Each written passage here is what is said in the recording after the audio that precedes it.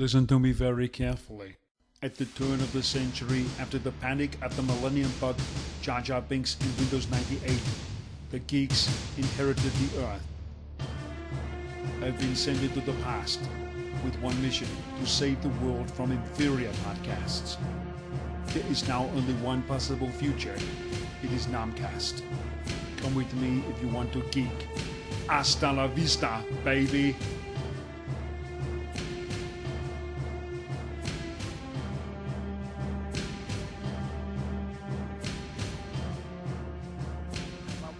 Episode 2 of Nomcast. Welcome back. We're glad you've come back. We were afraid that we might have scared a few of you off the last one.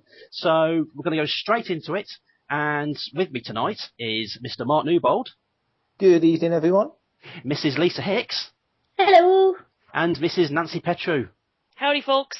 Fantastic. The gang is all here. And as ever, we're all going to choose a topic each, and we're going to have a bit of a chat about it, and hopefully we'll hit something new, innovative.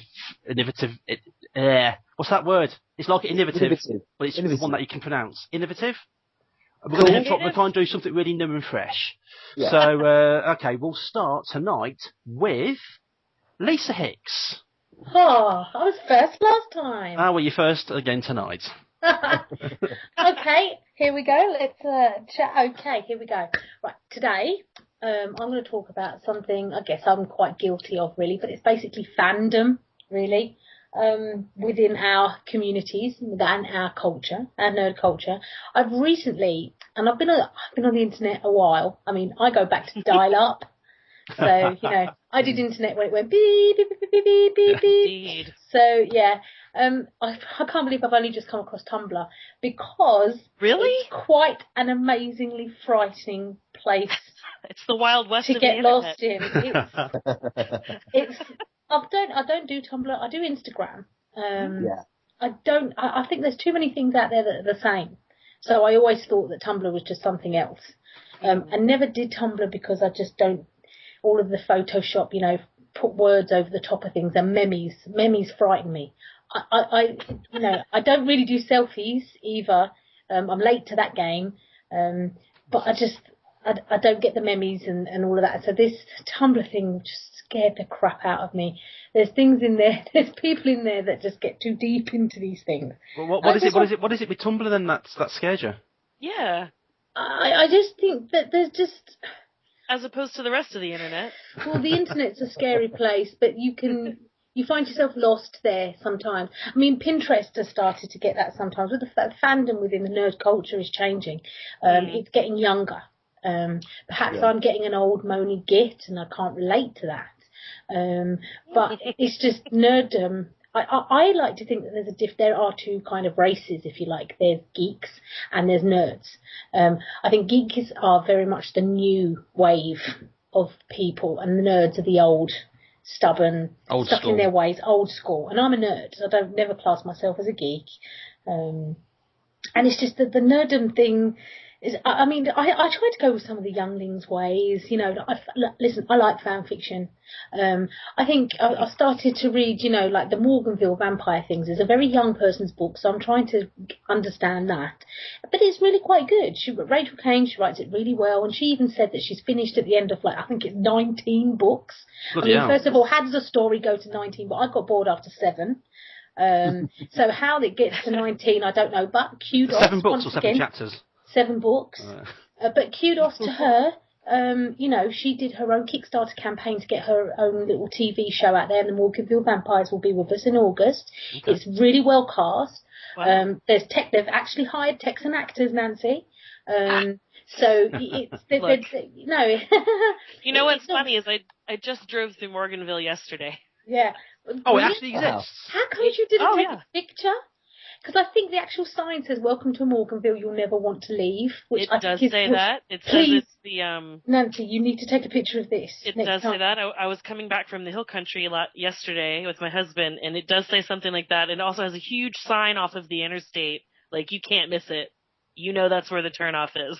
And then it said something like the original Texas town, like, I guess assuming that all other tiny Texas towns are not original or modern. I don't know. Well, I mean, I think she's quite good where she sticks to that, you know? She Cool. embraces what's already there. Mm. But she, you know, it's one thing, very much like Harry Potter, when you get older and you read it, you attach yourself to the adult characters. And that's what she does in this. And that's why it works whether you can be, I won't put it as teen fiction. There's things in there that I don't know I'd like my teen knowing about or reading, but it's good. The way that she writes is good, because don't forget Rachel Kane does the Weather Wardens, which isn't, you know, young adults. So she does quite well. And now Fandom has embraced this, and she's gone for a Kickstarter, and there's a TV show coming in August, which is good. Robert Picardo's in it. Wow. So yeah, exactly, he's still going. Yeah, he's Is the one you were talking about the other night? Is it Amber Benson? Amber Benson. She's in it as well. Yeah, she's in it. Yeah. So they've got some good, and this is all from Kickstarter. These actors have agreed to do it, and I think that is the power of fandom. Well, Kickstarter is also good for something. That's really good. Kickstarters are I give a lot to Kickstarter campaigns if I think I see some longevity in it. So, you know, that's one part of my topic. It's the power of fandom, the power that I don't want to mention so much the nerds, because we kind of like our old things, we don't like new things, but the geek culture that's coming through has kind of, you know, they'll chuck money at this, and they don't ask that much of you if you look at Kickstarters, you know, you can pledge $1, you can do things like that, and you know, a lot of my friends do a lot of their work through Kickstarter campaigns, so you know, it's just one of those things. And I'm doing a new documentary. And it's going to be a bit real life vigilantes. And I mean, there are people called Capes. They live in London. They do these. They are real life vigilantes, and they dress as superheroes. But they believe that it's the message that they send out. They are fandom, but they believe in the message that the comic books that they give. I just wanted to talk about that. Really, how far do you go? How far do you go in a fandom? Going back to your original mention of Tumblr, what is it about Tumblr that scared you? Is it people's intensity about what they like the most about stuff? That they Photoshop things together that don't belong. That's just... I feel like I have a different perspective than you do, Lisa. Yeah. And we're not even really all that... I'm not that much younger than you, really. But okay, I approached Tumblr. I was thinking, do I need to be on that? I looked around and I was like, oh hell, I'm not learning this. Like, hell no. And then the next day I thought, that's what an old person says. And I am not old. So I made myself go on there. I made myself learn how to use it, because I was thinking I might need to have that proficiency. I don't know. But I understand what you mean. You know what it is with Tumblr? Tumblr is like where the young social justice warriors live. Yeah. And sometimes, like, damn them. You know, all of that good really turns bad pretty fast. It really, do you know, like, what? Really intolerant. Like, absolutely. All of the tolerance quickly becomes intolerance. Like, it's wild. I have a 7-year-old, and I just want to scream at these people that are doing this. It's all going to end in tears. This is going to end in tears. You know. What exactly? I can't even put my foot. It's just weird. I felt like I got lost in Miley Cyrus's new video. Well, that's everyone. That doesn't. Oh yeah. Yeah, but I was just like, there was innocent things, you know. Kids aren't so innocent these days, are they? Really, they're not so innocent these days, and it just highlighted there. And I think it's my mum aspect that comes through, and I'm kind of like, oh my god, what is that? Is that Snape? What is that? God. You know, that kind of thing. I'm like, oh my god. Yeah, make sure you don't stumble into the porn side of Tumblr, because that is huge, and it is an accidental risky click away. Do you have a web address? All you gotta do is go to Tumblr, my friend, and search in the search box. Hashtag Potter porn. Oh Lord, oh my so god, much Lord. of it. I mean, to be fair, though, it runs the gamut. I mean, it's not really like it's only heterosexual. It's every kind that there could possibly be, which is terrifying, but also kind of nice, because it's, you know, equal. I guess we was all like that when we were younger as well. This is turning into quite a, you know, grumpy old nerd chat, but I guess we were all like that when we were younger. I used to be quite obsessive about Murdoch from the A-Team, actually. When I was younger. So now you're being really weird. No, because I used to have a massive crush on him, man. My first gerbil was called Murdoch. It was quite intense for us. Oh, wow. Yeah, but right. there's different levels, though, isn't there, of your involvement in this fan sort of stuff. I mean, when you're younger, you're going to be a lot more emotionally attached to it because you're young and you're experiencing these new feelings and emotions. I mean, for me, and probably for Mark as well, when we were kids, and when we first met, it was all about Star Wars. Everything was about Star Wars. Everything that we did, everything we drew, everything we wrote was all around Star Wars. And then when we got into the role-playing game, sort of in our late teens, that's when it got very intense, because not only were we sort of indulging ourselves in our passion, which was Star Wars, of course, we were becoming part of it. This is where we came up with the setting sector, and we designed entire worlds and races and entire regions of space. We became so, well, I hate to use the word, but I became so obsessed with it that it really became the sort of part of your emotional makeup. So these things are going to affect you. I mean, I think you have to draw the line if you start taking that into your adult life. I think I was watching a program with you recently, Lisa, called Trekkies, and he had the lady in there. I do apologise, I don't remember her name.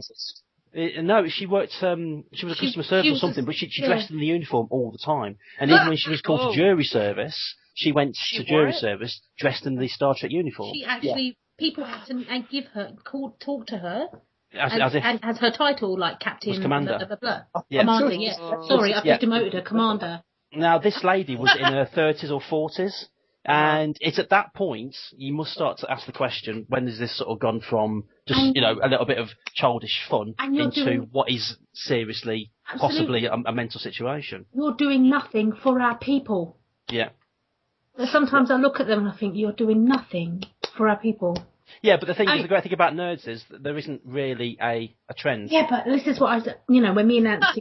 Yeah, but when me and Nancy first met, it was very clear. We met through a pen pal website. We weren't pen pals, and we actually met each other because our pen pals weren't proper pen pals. So they were crappy. So that whole thing didn't work out for me. But it opened my eyes to a lot of things. Nancy calms me down on it. Yeah, and I felt so old. I mean, listen, you're saying about taking things into adult life. I'm a complete hypocrite. I've been, Batman. I know. I was thinking of myself. Do you know what I mean? Batman. You can't. My son is named Bruce. Yeah, you can't get much. If I had a girl, she'd probably be Robin. So but I think there are appropriate levels. Like, you're not dressing him like Robin and sending him to school like that. Yes, I am. You're a different. Okay. To be fair, he doesn't about there. Let me stop you there. Yes, I do.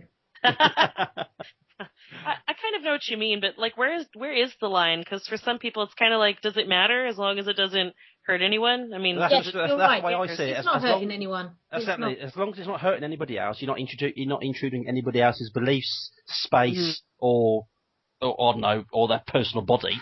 You know what I mean? As long as none of that's happening, as long as you're not knocking on people's doors and saying, "Oh, can I introduce you to my god Star Trek?" As long as you're not doing that, then you know what I mean. There's really, I don't really see an issue with it, to be perfectly honest. But I suppose it also depends on whether you want to expose yourself to that level of fandom as well. Do you know what? I'm definitely from the era where it wasn't okay to talk about what you liked. I know. Yeah, well, me and Mark grew up in the 80s, and it was almost a stigma. But now geek is cool. Geek is cool, and I'm kind of resentful of that in a way. I'm kind of resentful in that other way because it wasn't okay. And when we were younger, you go through a lot. If you're different, and I can't, but all power to the new girls. I just handing over the baton, I guess. I don't know. I'm just so old and crabby. Nah, I think it always looks different. I feel like I'm kind of in between. I'm not the younger generation, but I'm not necessarily on par with you guys. Yeah. Kind of in the middle. Like You've got it all to come, Nancy. You will look disapprovingly at My Little Pony cosplay soon. Oh no, I don't either. There are some incredible cosplays. I don't know. Do you know what? I love that's the pivotal about this fandom. I love cosplayers. The dedication that it takes for them. Money. And the dedication. Some of these cosplayers are just absolutely amazing. Especially the Star Wars ones, Mark. To be honest, when you go to these shows, even the 501st, but oh my God. I think that was really like one of the first Star Trek and Star Wars were really the first real cosplays with money in them. Yeah. And even down to a fact with, going to the role-playing side of, I love LARPers. I've got a lot of time for them. I have a lot of time for LARPers just because, you know, they got the harshest. I'm sorry, John. Sorry, LARP. Role players. Information. LARP means live action role players. Yes, they are the people that run around the woods dressed in costumes, hitting each other with rubber swords. It's great fun. I did it in the late 90s. I remember going out with my mate Andy, going over to Kimber Caves and Cannock Chase Woods, and basically just kicking the crap out of people dressed as orcs. I'm sorry, it was great fun. After a few beers, it's even better fun. Role players get the worst stigma attached to them. Yes, they do. No, we used to. In the 80s, it was terrible. You had the sort of the Barber Belt, and you had the Satanic Versus crap.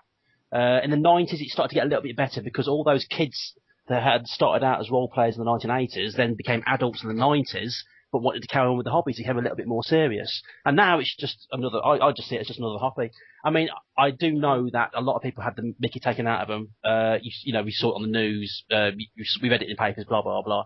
I never really experienced any of that. I don't ever remember anybody saying, "Oh, you're a role player, you're a bit sad, aren't you?" And it's never really bothered me. And I love those people. I love those people because they're just my favourite thing to do. Just those ignorant people. And that's what that's kind of. I don't know.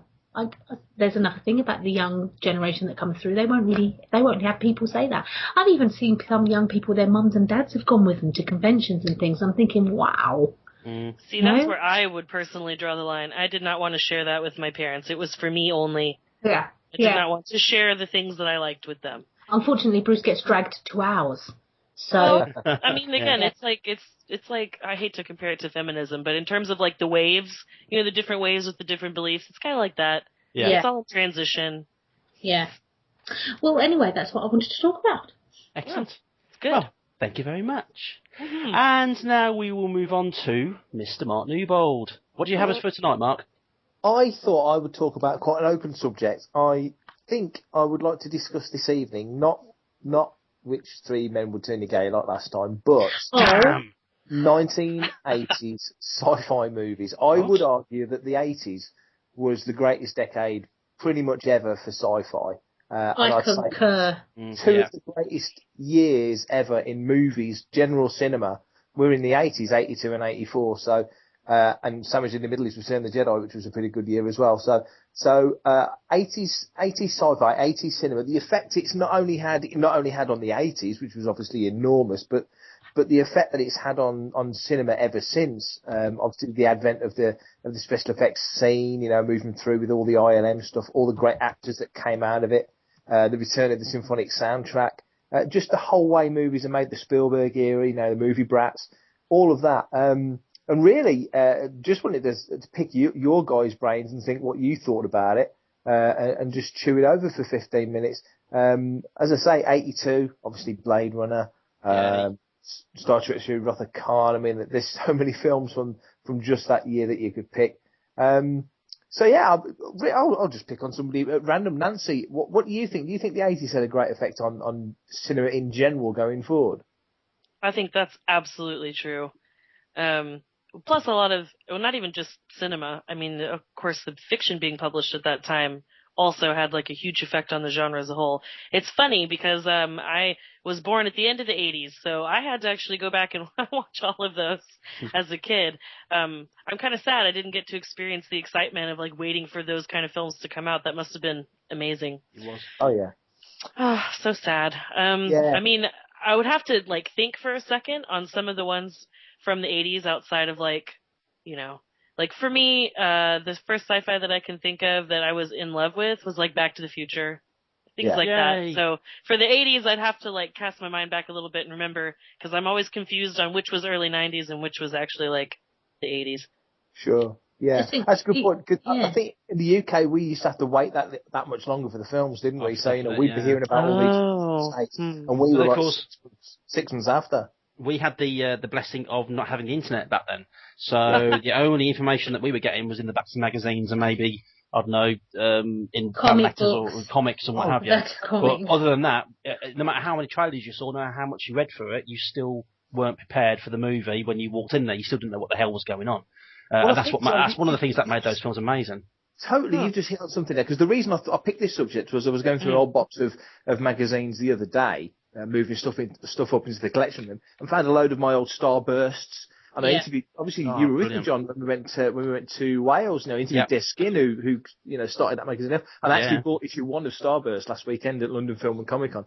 And Starlogs and stuff like that. And like you say, those were the magazines that gave us the information. I mean, I was getting into Trek at that time because Star Wars had gone, and anything to do with Spielberg or the remotest link to Lucasfilm, i.e. ILM and Skywalker, hooked me.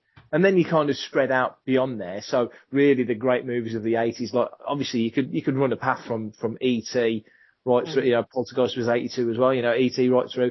Gremlins, Ghostbusters, Back to the Future, Explorers. There's a whole Flight of the Navigator, Last Starfighter. There's so many films from that era that now, okay, effects-wise, kids might watch now and go, that's a bit hokey. But for us, Goonies, it's absolute gravy, isn't it? And you're right.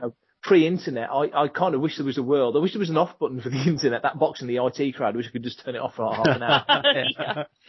The thing is, in the 80s as well, you were sport for choice, not only for the actual whatever film you wanted to watch, but for the age range. So there was something for everybody. There was something for the older viewer. There was something for the little kiddies. There was something for the teenagers. There was something, and then there was the films that the whole family could watch. You don't really get that these days. These days, it's CGI firework extravaganzas, and they just want you to go in, and then you watch it, and then you're thrown out, and then the next load of people. It's a bit of a conveyor belt of viewers. You know what I mean? Whereas back then, there's a hell of a lot more thought went into it because, of course, they were all vying for your attention. They didn't have the internet to do all their publicity for them. They had to rely, like you say, on those magazines. What's really weird now is the fact that we used to wait for weeks. We used to wait for an entire month for a magazine to come out because we knew that there was going to be something in there about the next Star Wars film or about the next Back to the Future film. So the magazine would come out, then you'd buy it, you'd read 3 or 4 pages and thinking, wow, that's going to be amazing. These days, you go on the internet, click within a minute, you've got all the information that you want. Not only that, you've got about 20 million different views on how people want the film to be. And that in itself it's Max Headroom from True, isn't it? The internet is the Blitvert. Back in the day, you'd read an article, you'd buy Fangoria or whatever, or Starburst or Starlog or whatever it may be, and you'd read a 5 or 6 page article in depth with the director, with whoever, and really absorb. I learnt more in the 80s and 90s about film than I've ever learnt since. I only read snippets now. I don't get time to read Empire magazine in full like I used to. God knows what you did. Because now it's like, well, I'm on Twitter. You guys talk about social media and Tumblr, and I'm not bothered with Tumblr. I like Instagram, but Twitter's where I tend to hang out. It's not worth it. Me off, don't worry. Sorry, Tumblr, but you're crap. Twitter's cool because it will send you links to things if you want to have a quick look. But I like Twitter. Yeah, I do miss the days. And I say, me and you, John, used to sit down and read all the time. Yeah. Even when your brother was working in the video shop on 20 St. Michael's, next to 20 St. Michael's, and we'd be in there and you'd be getting all the posters. We'd be in there playing Jedi stand-up arcade game and all that sort of stuff. And there was all those movie magazines, and you'd be reading or rather the video magazines, I should say.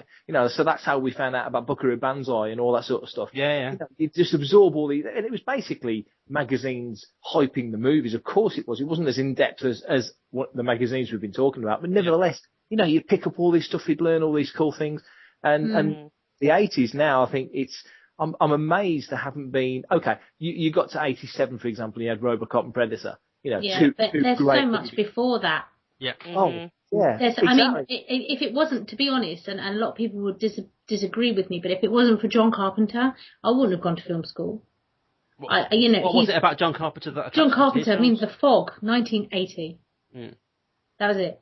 I was born in 1978, and it wasn't until I was old enough that these films were still hanging around. I mean, even when I was growing up, I thought Lost Boys was a horror movie. And then I started watching all of these things when I started to get a little bit older to understand, And so I had a very early introduction into these films, John Carpenter. And then Escape from... John hates it. I love Escape from New York. I thought, all of the John Carpenter films, the music, the thing, I don't like what happens to the dog. No. I was going to say, we've had arguments the special edition, the 2D special edition downstairs, imported from America, says otherwise. Yeah, I know, but I even liked Escape from LA. Oh dear God! Now you've gone off on one. That surfing scene down there. I don't care. It's Snake. I know it's Snake. He's a dude. Escape from New York is genius. It's a brilliant film. Well, it was just nice to see them all back again, really.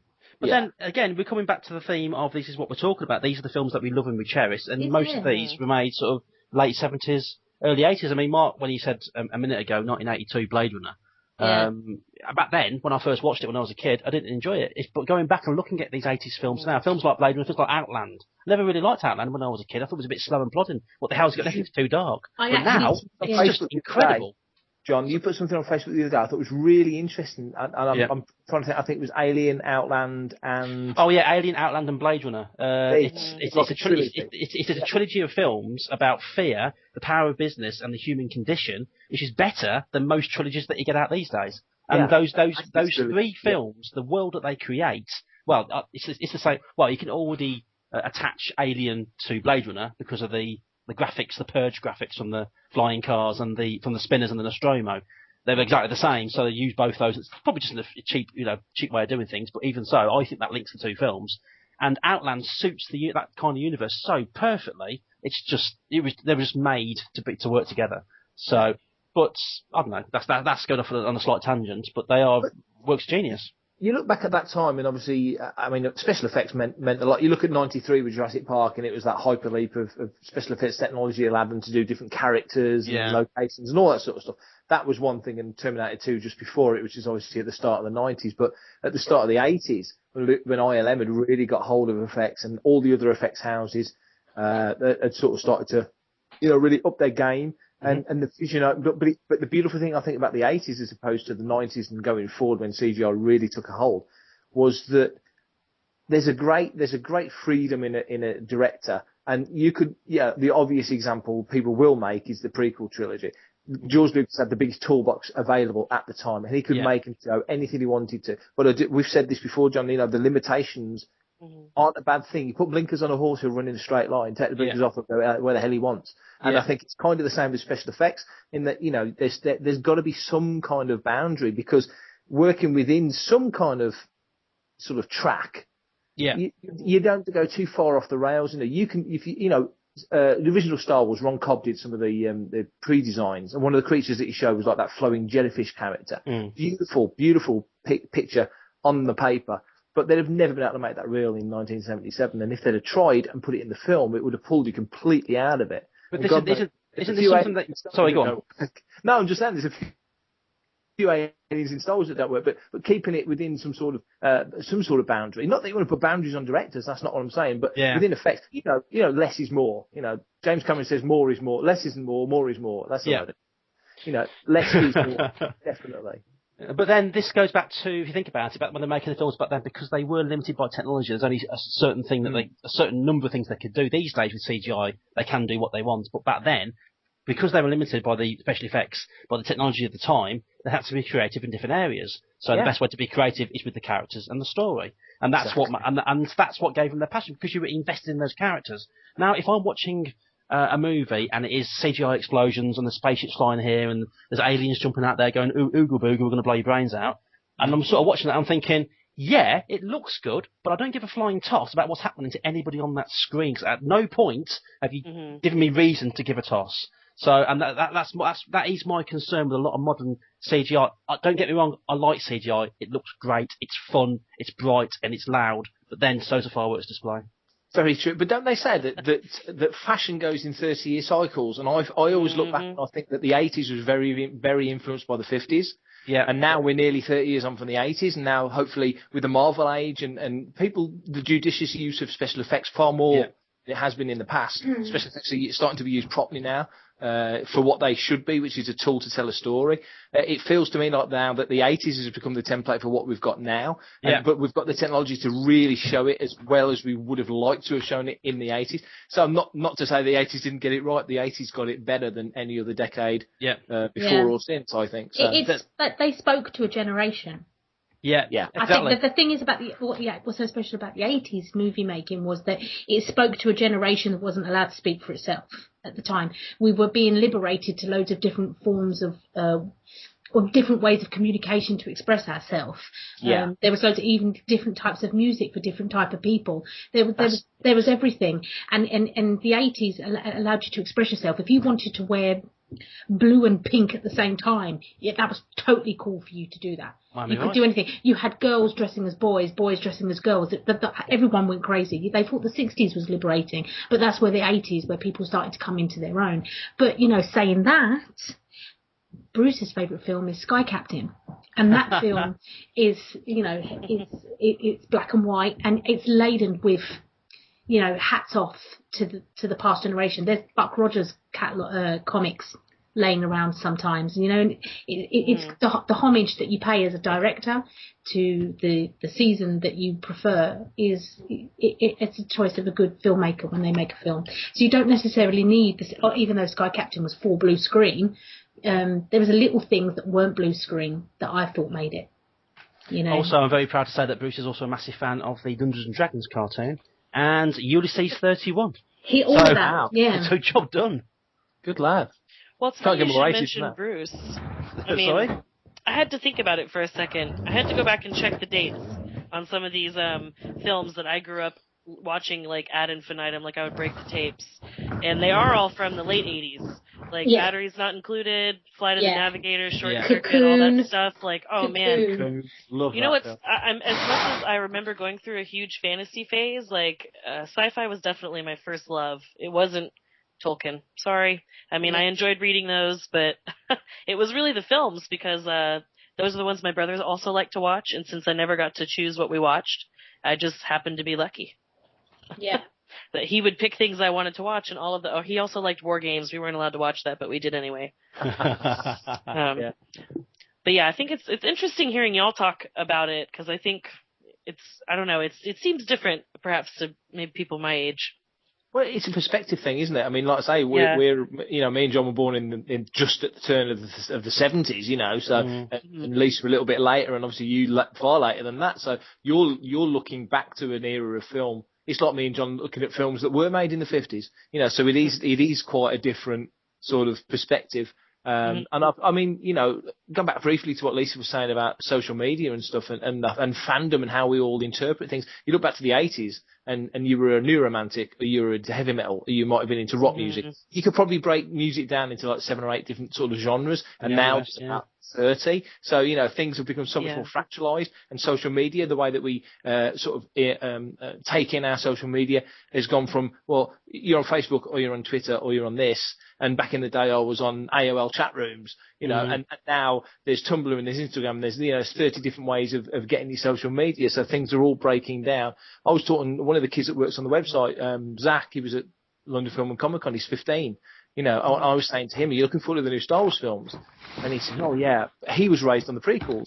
So he's coming at his Star Wars from a completely different angle than I was. And you're looking at the 80s movies from, you're not even looking in the rearview mirror because you haven't passed it. It's something completely remote to absorb, if that makes sense. So you've probably got the purest view on the 80s movies. Because, as I say, me and John started a Ghostbusters fan club when we were 13. Get in. We used to go running around Litchfield pretending to be, Stantz and Wengler and stuff, So get in. Do you remember that? Oh God, yes. Yeah, so it's a completely different perspective. But like I say, to wrap my section up, I would say very strongly, I think the 80s was certainly the strongest decade for sci-fi and for fantasy, I would say. But Back to the Future is the one example people will always jump on because it's such a much loved film, and that's just a classic film. Full stop. Doesn't matter that it's sci-fi elements. No, it gave us Mr. Fusion. Yeah, indeed. and Flying DeLorean. That's all we need. Listen, it's completely possible. Oh yeah. It's the 80s. You live on through your children. Like Bruce, some of you may have seen Bruce has done the short movies. And he's done a Batman one, he's done an Indiana Jones one, and his next one will probably be a Die Hard one. He's going to be crawling through a bed going, come together, have a few laughs. So, that's the 80s. Actually, I am miffed because I created the Indiana Jones one for Bruce. We did the soundtrack, did the music, did the filming and everything. I literally filmed it, edited it, and put it all together in an hour and a half. It's only a minute and a half long. It was great. And then on YouTube, because of copyright issues, I'm actually waggling my fingers there. Copyright issues. They actually removed the soundtrack. Yeah. So I wasn't happy. He was just a little boy. He was 5 years old. We were having a bit of a laugh. and they decided to mute the whole damn thing. So, thank you. Thank you very much. Put it on video. Put it on video. Yeah, screw 'em. I'll just whistle the Indiana Jones theme and put that over it. Bloody hell. So we're going to do a game. We're going to do a Game of Thrones one. Oh yeah. Yes. We've got the dog. We've got the Siberian Husky, so we're going to get. It's to scale the size Bruce is at the moment. So we're getting dressed up as Jon Snow. So he's going to stand. Jon Snow. You are mine, and yeah. And we're going to stand him next to the dog and just look mean, or look slightly puzzled, which is what he seems to do in the show every week. Yeah. All you need is like a rug and a wig. It's like he's looking at the camera thinking, how the hell did I get this part? What the hell? What's going on? I don't know what. You've got a fantastic name. Who are my parents? Right. Hello, Nancy. Yes. So what have you got for us this evening? All right, I have got mainly the reboot of Sailor Moon Crystal. I don't know how learned you are in anime. Was that really? I guess that was really past the time that you would have been obsessed about it. My obsession with anime started and probably ended with Akira. Yes. Although I do have a soft spot for Ghost in the Shell. Ghost in the Shell, which I think Tank Police. Tank Police is amazing, and Patlabor as well. That was pretty good. And Urotsuki Doju, that was good as well. The what? Sorry. Urotsuki Doju, do you remember that? Oh, I don't remember watching that one, no. Oh, it was just one of those really nasty, weird things. It's funny. Can you class Battle of the Planets as manga? Yeah. Yes. I like that, Nancy. Yeah. Okay. Sorry, Nancy, carry on. Oh, no, that's all right. My husband and I have lots of fond memories of watching Cartoon Network's like Toonami block of anime programming like every day after school. So we were pretty much, I mean, even if it was shitty, we watched it. Whatever. I mean, I don't think we really knew at the time how bad certain things were. We went back in college to try and rewatch, and we were like, oh, no, not this one. I don't know. I think I've aged out of it. I mean, I might get some hate for that, but I think you kind of age out of anime, honestly. I think you don't age out of the good stuff, like what you were talking about, like Ghost in the Shell, that's classic. Yeah. Akira, that's classic. Yeah. It's like the 80s. It's an original story. No one else has told it before, and no one else will really tell it quite better either. And we'd never seen anything like it before either. That level of animation was just incredible. Oh, yeah. Right. So, I did my time in there. I have my favorite series. I think my favorite is still, and I would recommend it to anybody. It's called Full Metal Alchemist. It is really good. I love that. It is great. It's a good, you know what? It's a good story. Like you said, all the flashy stuff aside, all of the ridiculous Japanese isms, I guess. It's just a good story. Sailor Moon, did any of you watch Sailor Moon at all? Do you know of it? I know. I disapproved of the short skirts. There we go. I know nothing of Sailor Moon. I am except for the short skirts. old. I'm finished. Oh my goodness, Lisa. Always, all right. Well, Sailor Moon night, clearly. Okay, so 2 years ago, fans were teased about a TV reboot of the Sailor Moon manga. So anticipation has been pretty high. I would consider myself just a general fan. I'm not an uber fan. I know people that only collect stuff from this, like, the obsession. This is their only obsession. That was never me. I had a friend who read the manga, loaned them to me. I read them. I watched the show for like 3 or 4 seasons, but that's kind of it. It wasn't like my bag. So I thought that I would tune back in. My husband Travis wanted to also watch because he remembered liking it. So we thought we would give it a go. They finally brought it back. It's funny. The dubbed US version of the original show in the 90s is pretty notorious for being terrible, which is funny because so many people loved it and obsessed over it, and that was really their first introduction to Sailor Moon at all, and they didn't even know there were comics. So it's funny, but I mean, looking back, it has not been kind.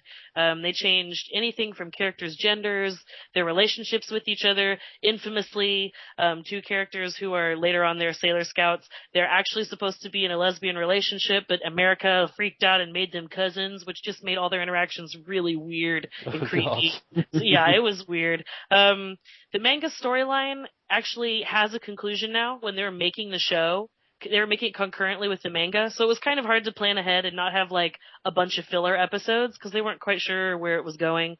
So that's finished. It's been finished for years. So hopefully that will help Sailor Moon Crystal. It's hard to say.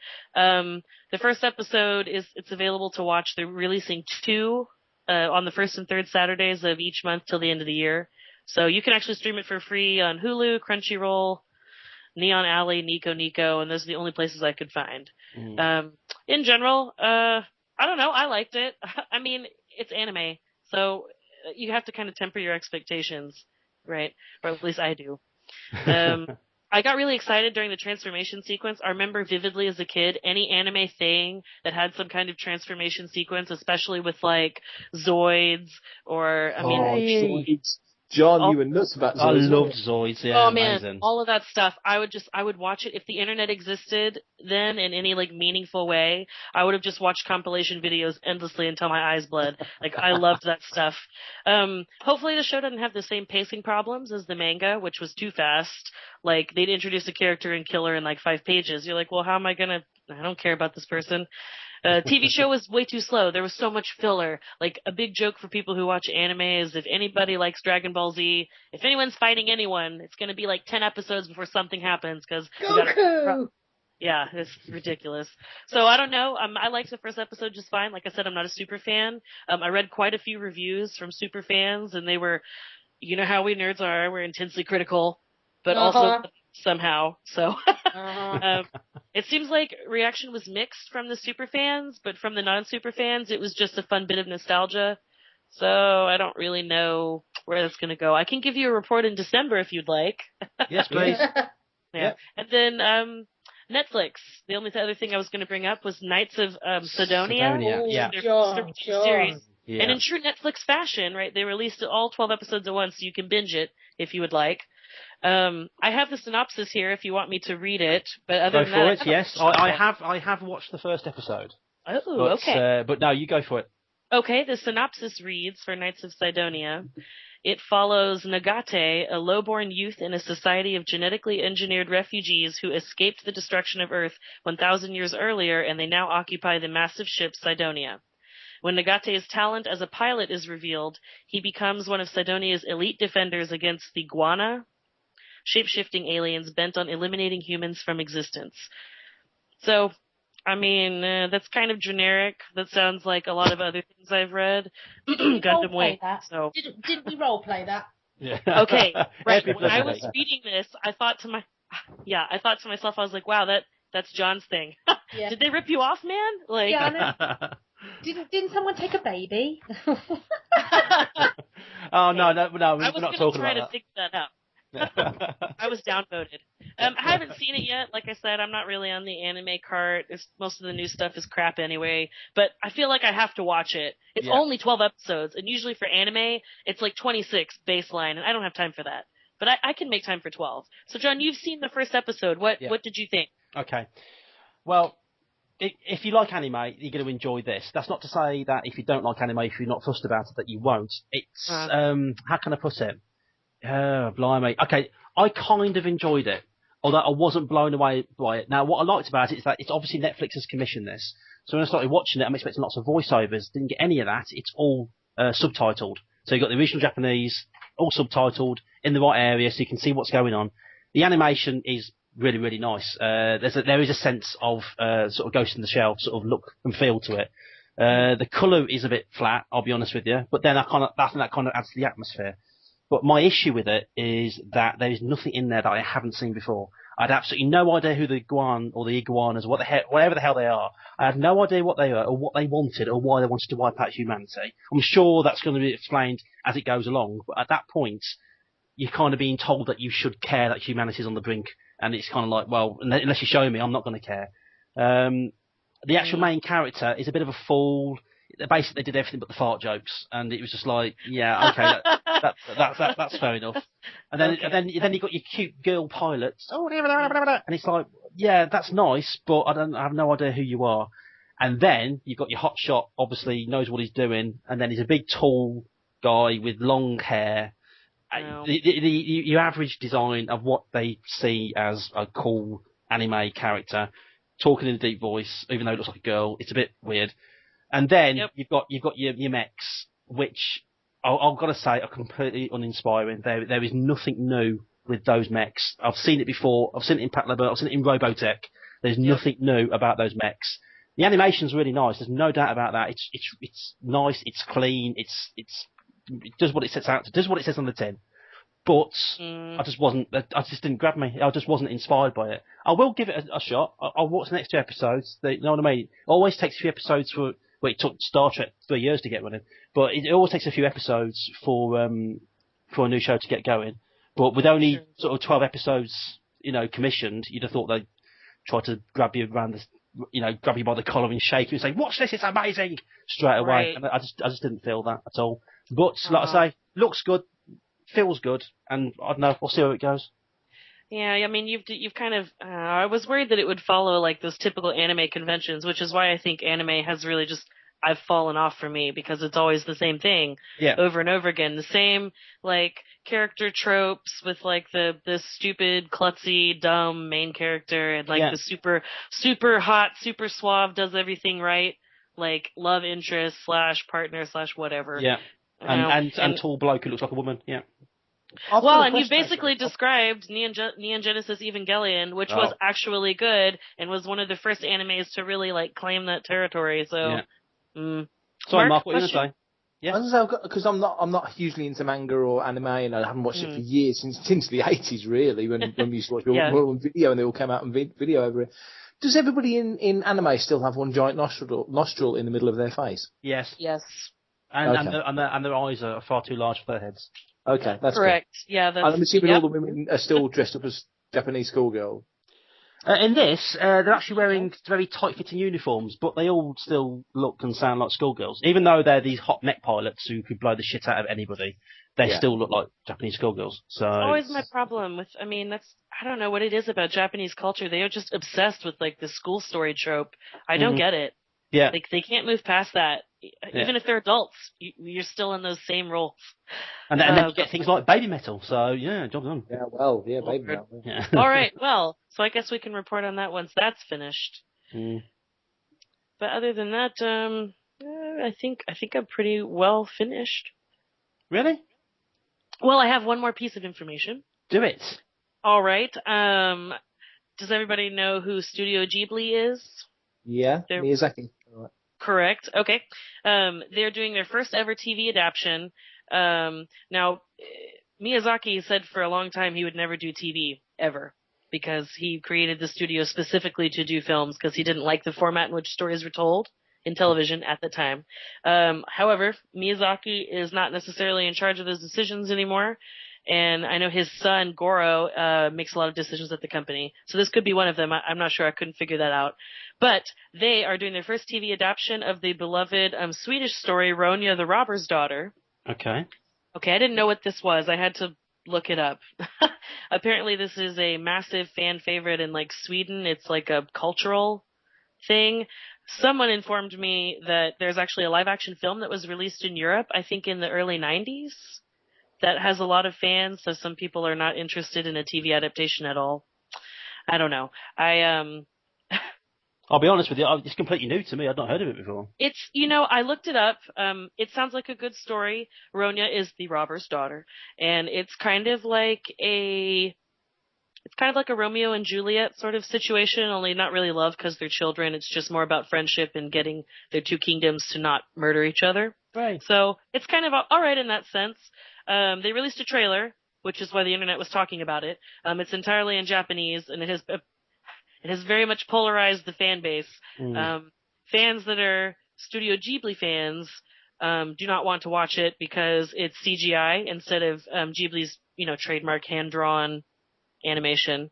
So there is kind of that problem. And then there are other people who apparently say that they love this live-action film that they grew up with and they're not interested in watching it. So I'm curious to see if this will be successful. Because, Studio Ghibli is kind of like Pixar. They don't really have any dud films. I mean, you have ones you don't like as much as the others, but they're not bad. So it'll be interesting to see if this will be their first misstep. I'm not really invested either way. Oh, cool. But in terms of looking for animation news, that's what I came up with this week. And that was the animation news desk. That was it. Right, thank you. Yeah.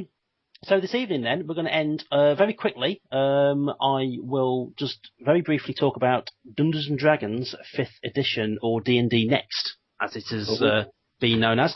It's just come out. July 15th is tomorrow when the starter set is hitting the shelves. So anybody who's got it ordered, it should be landing on your doorstep soon. They will then see the player's guide will follow on August the 19th. And then, and this is what I think is a bit weird, we're going to have to wait till November the 18th for the Dungeon Master's Guide. That seems like quite a gap between the two. I mean, we're even going to have to wait until September the 30th for the Monster Manual. Not too sure how that's working, but then I never really bought the books when they were originally released. I don't know if they were staggered when they were originally released. I know that the D&D 4th edition books were all released at the same time. But anyway, I'm going to be honest, I had my doubts about D&D 5th edition. I didn't like the playtest. I was reading a lot of crap on the internet, as you do. That's another downfall of the internet. You can read so many opinions, you don't know what's true and what's not. But I have downloaded, if you go to the Wizards of the Coast website, you can download the character creation rules and the basic sort of task resolution rules and a character sheet for the basic D&D for free. It's about 107 pages long. There's lots of information in there. It'll talk you through the system.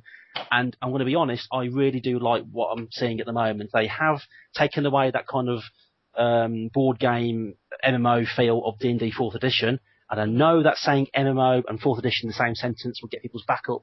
But I'm sorry, that's exactly what it was. That's what Wizards of the Coast were trying to do. They wanted you to pay a subscription every month the same way that you would pay Warcraft. So you could get updated information and all this sort of stuff. Because they honestly felt that they were in contention with MMOs, and so that's the route that they went. This new game doesn't feel like that at all. And it has gone back to a little bit more of, it's just a game. If you want to use figures, you knock yourself out, but, So it's a pure tabletop game again. Yeah, it's gone back to basically people sitting around a table with some character sheets. I mean, Mark, you remember the games that we had around at Jason's a few years ago? D&D yeah. They were good games, and it was a good game. It was a good... That holding to the Underdark stuff. And That's right, yeah. I think I was playing a Tiefling Cleric. You were playing a Drow Sorcerer. I was a Drow, yeah. Paul was playing a Dragonborn, I think. Yeah, and, that was he was the tank. He was a tank, yeah. And there they go, we're using MMO terminology already. And and it was a good game, but I just didn't feel it. I wasn't feeling the role playing side of it. Now I've been playing a lot. Pathfinder's really good, but I've been playing a lot of 13th Age, the Pelgrane Press game, which is like a new basic D&D with some of the bits from 3rd and 4th edition thrown in, with a few other elements as well to give it some originality. And it is a great game. We've had a fantastic campaign with the end of last year, beginning of this year. It's absolutely brilliant. That's my game of choice. So it remains to be seen whether the new D&D 5th edition will knock 13th Age off my favourite game pedestal, but I should be getting my starter set soon. So I'll have more information once I've had a good read through that and maybe played a few games. I was going to say, count me in for a game of that, because sure. I noticed you'd put on social media today, that you'd seen bits and you were quite optimistic and what you'd seen. Very much so. And I know that you weren't at all turned on by D&D 4th, so no. That's kind of and D&D. I mean, that's the marquee. That's the banner name for it is. It's the game that you want to do well, because it is the flagship game. It is the Enterprise D of role playing. You know what I mean? You want it out there at the front. E. Well, as far as I'm concerned, the D lasted longer. So you've got it out there out front, and it's basically representing the hobby. So you want it to do well, because when people talk about role playing, the first thing they think of outside role playing circles is Dungeons and Dragons. That's what I really want to do well. But anyway, I'll have more information on that once I've actually got my hands on the starter set and actually played it properly. But what I really want to talk about, which has just got me all levels of excited, is a new game that's coming out later on in the year. And it's a computer game, and it is called Alien Isolation. Basically, going back to what Mark was saying about 80s movies, what they've done is they've gone back to the original movie, and they've taken the elements of that survival horror, and they have created a game where you are basically sneaking around in an early 1980s analog science fiction starship, space station, whatever it is, and playing Ellen Ripley's daughter, Amanda, who's trying to find out what really happened to her mother. And basically, you're sneaking around the ship. There's no guns. You haven't got a pulse rifle. There's no M41As, 10mm caseless rounds blowing the crap out of stuff. There's no grenades, nothing like that. You've got the odd tool. You've got your wits, and you've got your shadows to hide in. Whilst this creature is stalking around, trying to nail you. It looks absolutely fantastic. But what's got me amazingly excited is the fact that if you pre-order the game, they will give you some free downloadable content called back to the Nostromo. And what they've done is they've recreated the Nostromo as the downloadable content, and you get to play the crew of the Nostromo trying to survive against the alien. Not only that, they actually got original voice actors back to play their parts. So you've got Sigourney Weaver voicing Ellen, Veronica Cartwright as Lambert, Harry Dean Stanton as Brett, Tom Skerritt as Dallas, and Yaphet Kotto as Parker. All come back, revoice their characters. Wow. The great thing about it, I probably won't pre-order it, I'm going to be honest with you, but you will be able to buy this stuff sort of later on in the release. But if you pre-order the game now, you will get it down as a free downloadable content. There's 2 games called Crew Expendable, which is basically playing one of the crew, moving around the ship trying to live. And then I think it's called Lone Survivor, where you just play Ellen Ripley trying to survive against the alien and get the hell off the ship. Wow. So there is a trailer out. Yaphet Kotto's voice is just sends chills down your spine. Don't know what it was, but it was big. You know what I mean? It's just, that was a crap. By the way, that wasn't me actually playing the trailer. That was me doing an impression. But it just looks. Go to the website. Just type in Alien Isolation. Got to put your birthday in, just in case you're too young. So if you're younger than 18, lie about your age. Get on there. It's just the trailers are on there. It just looks stunning, and it's going to be a welcome change because. The only other Alien games that we've had, of course, were the Alien vs Predator games, which were fun, but ultimately shallow. And then last year we had the Aliens Colonial Marines game, which, I'm sorry to say, has got to be one of the worst games I was so excited for that game, and I simply couldn't play it. It was awful in every respect. Not only was it a bad Alien game, it was just a bad game. It was a bad shooter. And you talking about that reminded me of when the comic series came out, because the first 4 or 5 issues were drawn by Killian Plunkett, and then another artist took over, and it was heartbreaking that he didn't finish the series, because the first 4 issues were absolutely amazing. Absolutely stunning. I've got a question now, John. Sorry, before you go on. tell me, I've got a question. Sigourney Weaver in this new Alien Isolation game, at any point during Alien Isolation, is she dressed as a Japanese schoolgirl? Do you know what? One of the most disappointing things about the entire game is that there are no pigtails or bows in the hair. I'm so pissed. Even Lambert wouldn't put one on. So you know what I mean. I assume there's going to be a lot of PC modding going on, but no, it just looks correctness or sorry. You mean political correctness? Or? Yeah, oh God. Well, the great thing about it, you actually look at the trailer and they're all wearing the same costumes that they were wearing back then. See, what they've done with this game, instead of trying to update it, one of the things, I enjoyed Prometheus, I haven't got a problem with that film. Well, I've got a bit of a problem, and I understand why people don't like it, but I quite enjoyed it.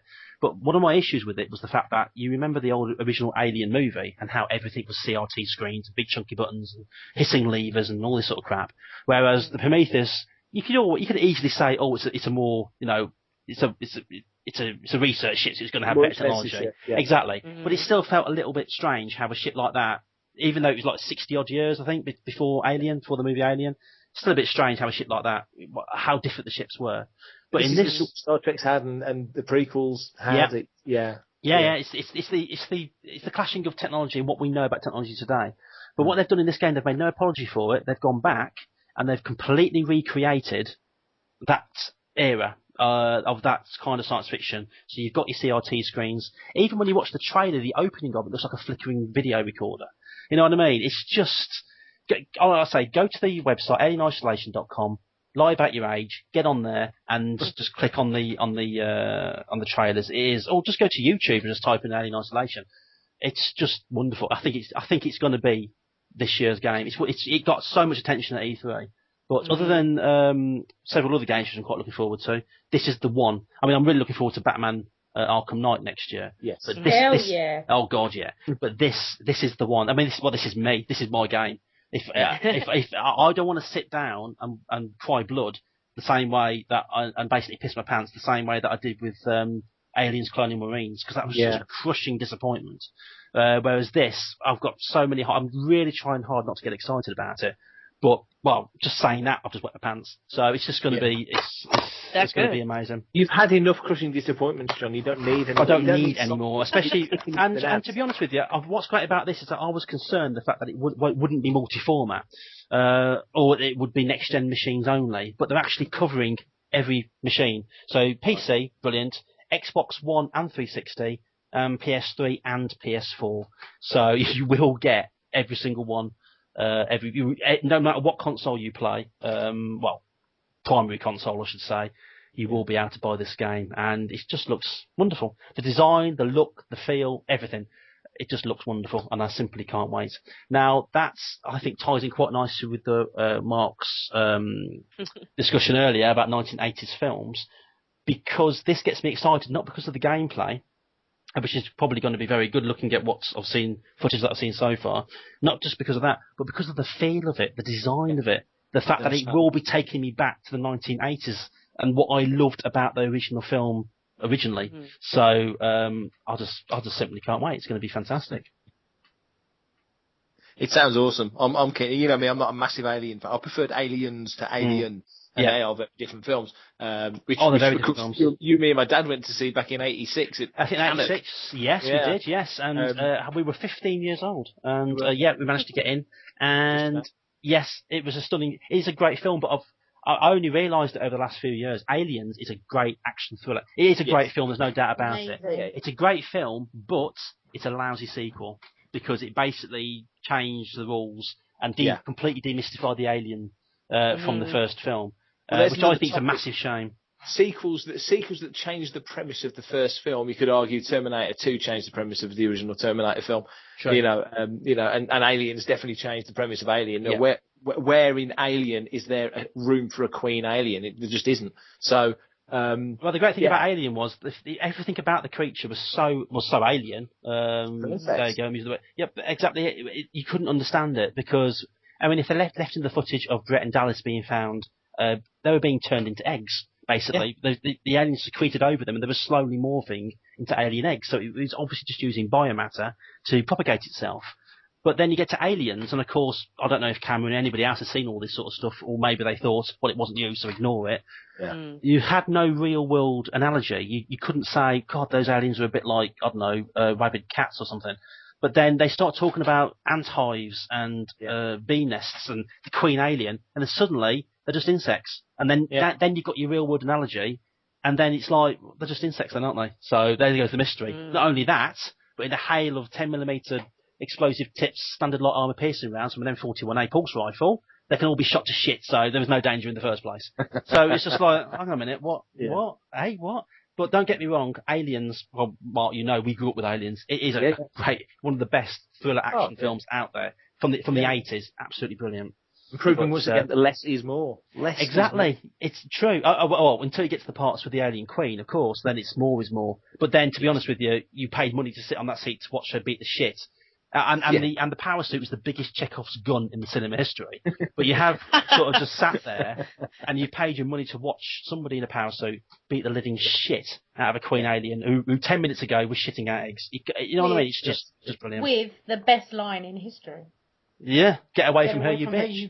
Yeah, I know. It's just game over, man. Game over. Game over. There are some cracking lines in that entire film. It's really well written. It's really well shot. Now, I could go into another 20-minute diatribe about how James Cameron's films are all the same. But they are all entertaining. You can't take that away from them. Except for Avatar, that sucked. But today is Harry Dean Stanton's birthday. Are you joking? No, he's 88 years young today. 88? Yeah. Harry Dean Stanton's birthday. Well, can I take this opportunity to say, on July the 14th, 2014, happy birthday, Harry Dean Stanton. I'm sorry you got your brain smashed out, but well done on giving the Hulk some clothes. So, no, it's, really cool.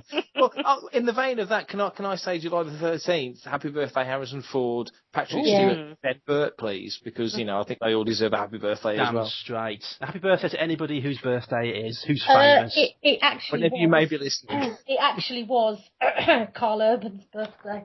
And on that Nomcast, we shall call it an evening, I think. Can I just say though, just completely separate. Just one of my most favourite things in the whole world is coming to Amazon Prime this week. So if you haven't got anything to do, you've broke your legs and you can't go to work and you've got Amazon Prime, you need to be watching Black Sails back to back. Black I Sails. love that show. Yes. Oh yeah, that looks really good. So, get on that. Talking about last minute messages, anything from you, Mark? No, nothing this week. Nothing I can think of that springs immediately to mind. I had a good weekend at London Film and Comic Con. Got a couple of weeks until I go to Farthest From, which is a vintage Star Wars show down at Fordham Bridge, which will be awesome. I'm doing a talk there as well. My talk subject is, and you'll remember this very well, John, it's UK Star Wars Monthly, which was from issue 159 to 171 before it became Return of the Jedi Weekly. So I'm going to take a look back at those, all the B strips and all the ROM Space Knight, all the Tales of the Watcher, and as well as all the Star Wars stuff, Indiana Jones and all that. So, and I've even been scanning in some of the old adverts, the old nicotine adverts and all the fruit gums and all that stuff. Just getting really nostalgic, just looking back at the era. So that should be fun. Yeah, gotcha. Lisa, any last words? No. I've got a relatively quiet week. Everything's done. I'm just going to take it turn back and start doing something. I think I'm going to try and get back into writing this week. I need to refocus. I need some inspiration. Carl Urban. Oh, shut up, Mark. That's only a distraction. It's going to be smutty. Nancy, very quickly, before Lisa says anything else about Cold Bloody Urban. He has nice hair. He does have nice hair. Almost Human finished in the UK this week. Oh, did it? Oh dear. Forever. I'm still writing letters. Alas. Any last minute bits? Oh, not really. I guess I just piggyback off of Lisa. I was just thinking I needed to get back in and finish this bit of world building that I have for my fantasy, whatever it is, that will never be finished. Oh. How long have you been working on that now? Oh God. Like in total? Yeah. At least 10 years. Too long. Sort it out. That's going to be the piece of your Oh, life. John, I'm trying my best. I think I just need a good kick in the pants. You know what happens though? You get distracted. It's like at the moment I'm addicted to Dragon Dogma. Yeah, that's the problem. I've got pawns that do everything I need. I think actually if I shut off the television, and if I stopped playing video games and stopped watching TV, I'd probably be finished in a year. Yeah. If you're lucky. That's right? If I'm lucky. I'll do my best. Be sure to remind me if you talk to me.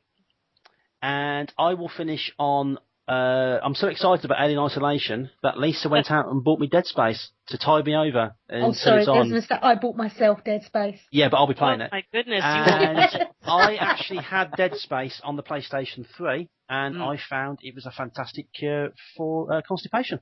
So, tell the truth, you didn't even get past the first 10 minutes. I absolutely shat my pants. Because that was when Dual Shock Joypad became and we sat there. Were you pregnant at the time? I think Lisa was pregnant at the time. Oh no, I think Bruce had already popped along by then. Because for God's sake, because of Dead Space. Because of Dead Space, yeah. So we basically sat there. It was about 10 o'clock at night. Hot bath and the curry, was it? Yeah, yeah. It was 10 o'clock at night, and we sat down, turned out all the lights, and we just went, I wonder what this is going to be like then. 15 minutes later, I'm having a cold shower, and oh God, it was terrifying. So hopefully, I'm going to get a little bit of that out of Alien Isolation. But until that comes out, I will be playing Dead Space. And I think that pretty much wraps it up for tonight. And thank you very much, Mr. Mark Newbold. Thank you, guys. Thank you again. Always good fun. Thank you very much, Mrs. Lisa Hicks. You're welcome. And thank you, Mrs. Nancy Petru. Thanks for having me as usual. And this is Jonathan Hicks and the rest of the Nomcast team, episode 2, saying good night. Good night. Good night. Good night. No, at that point, you're all supposed to go, good night. Okay. Night. So this is the rest of the team saying good night. Good night. Good night. Good. It still didn't work. No, No, I don't care anymore. I'm just going to turn it off. Can't you just do like a university challenge? Goodbye. Oh, okay. Can you scumbag college instead, please? Yeah. A challenge saying goodbye. Goodbye. Goodbye. Goodbye. Oh, I've got a Porsche. You monster. I am sorry. Anyway, that's it, anyway. I have no idea what we're talking about. Right. Okay, anyway, thanks and goodbye. Bye. Goodbye. Bye. Bye. Bye, everyone.